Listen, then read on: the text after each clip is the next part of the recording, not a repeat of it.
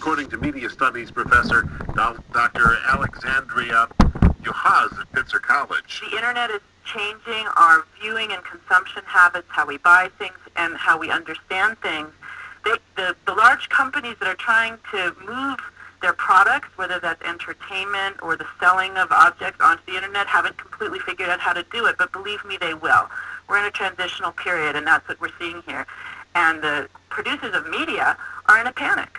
Unless they can figure out a way to collect their fees from internet use, a lot of the major players are looking at sharply declining revenue streams. As we move familiar forms of media onto new delivery platforms, everyone who's got skin in the game is trying to figure out how to make it work, and that's including the regulators as well.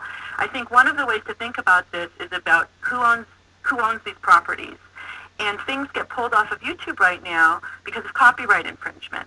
And those ideas about copyright are under transformation as well. As things get copied and moved and ripped and stolen, as we know, the record industry is completely collapsing because they refuse to let property be free. And it will be interesting to see whether providers of visual information go down the same route as record companies, or whether they think about intellectual property differently. Professor Juhasz says the line between royalty and fair use is getting blurrier and blurrier by the day. Regular people are going to be figuring this out because, remember, they have skin in the game too. They're making things and putting them online, and they want to put their favorite songs on it or a clip of their favorite videos on it. And interesting enough, those of us in higher education do a lot of using of materials under fair use laws. And so one of the things people will be thinking about is it fair use for a regular person who's making a video for her friends to put a little bit of music underneath it if she's